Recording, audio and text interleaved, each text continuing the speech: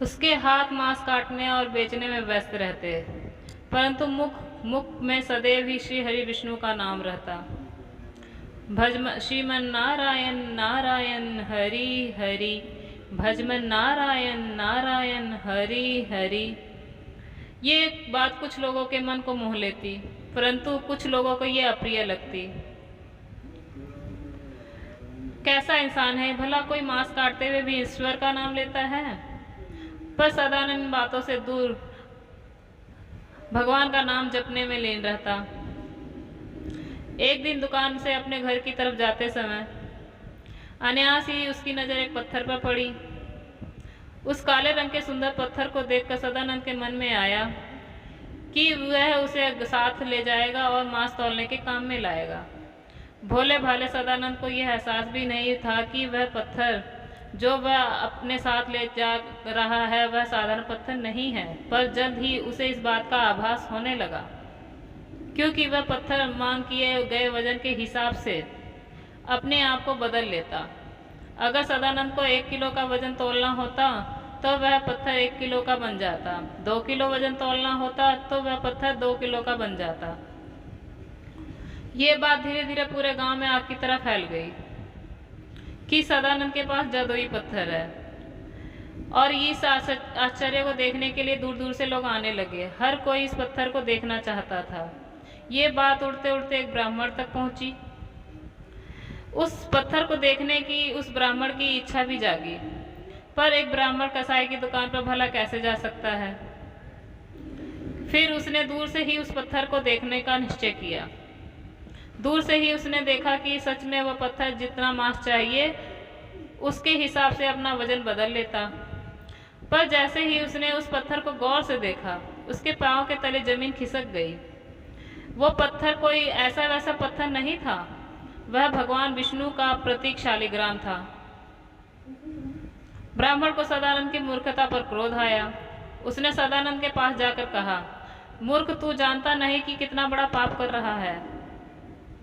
घोर अनर्थ है ये पत्थर कोई असाधारण पत्थर नहीं, ये शालिग्राम है, भगवान विष्णु का स्वरूप। और तू इसे कटा मांस तौल रहा है, रक्त से भरे हाथों से शालिग्राम को उठा रहा है। तेरा अपराध क्षमा के योग्य नहीं है।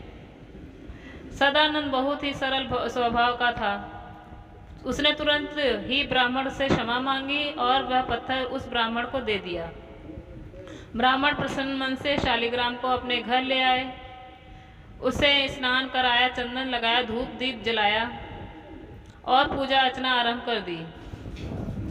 परंतु भगवान तो साध भाव के ही भूखे होते हैं। जो भाव सदानंद में था वह भाव ब्राह्मण में कहाँ था। उसी रात भगवान ब्राह्मण के स्वप्न में आए और उनसे कहा, हे ब्राह्मण, मैं तुमसे बहुत प्रसन्न हूँ, परंतु तुम क्या ले आए मुझे सदानंद के घर से? मुझे जहाँ से लाए थे वहीं छोड़ आओ। ब्राह्मण ने कहा, भगवान, वो तुला में एक तरफ आपको रखता था और एक तरफ मांस के टुकड़ों को। वो एक अपवित्र स्थान था। इस पर भगवान बोले, वो जब मांस तौलने के लिए मुझे अपने हाथों से उठाता था तो मेरा रोम रोम पुलकित हो जाता था। जब वो मेरा नाम लेकर भजन कीर्तन करता था तो मुझे बड़ा ही आनंद आता था। वो सदा ही मेरा नाम जपा रहता था, और जो सदा मेरा नाम जपता है उसके लिए मैं स्वयं को भी बेच देता हूँ। ये मात्र संयोग नहीं है। मैं ये सदानंद कसाई को राह में गिरा नहीं मिला, मैं स्वयं उसके निकट रहना चाहता था।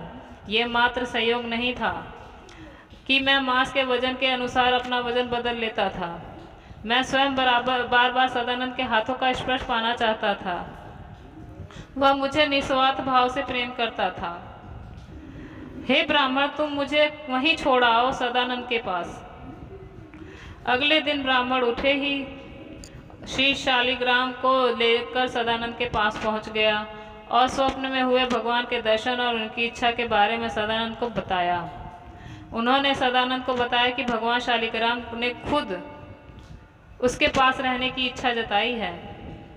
ये सुनते ही सदानंद की आंखों से आंसू छलकने लगे और उसने कहा, यदि मेरे ठाकुर ने मुझे कीर्तन सुनने की इच्छा जताई है तो मैं आज से अधिक समय नाम कीर्तन की करूँगा। मैं आज के बाद मांस नहीं बेचूंगा। मैं सदैव अपने श्री हरि विष्णु की भक्ति करूँगा। आगे चलकर सदानंद कसाई भगवान विष्णु का परम भक्त बन कहलाया और उनकी कीर्ति चारों दिशाओं में फैलाई गई। किसी ने सही कहा है, भाव के भूखे हैं भगवान, भाव नहीं तो कुछ भी नहीं, लाख करो गुणगान, भाव के भूखे हैं भगवान। ये वीडियो आपको कैसी लगी कमेंट करके ज़रूर बताइएगा। ऐसी और वीडियो देखने के लिए मेरे चैनल को लाइक करें, सब्सक्राइब करें, शेयर करें, कमेंट करें। Thank you.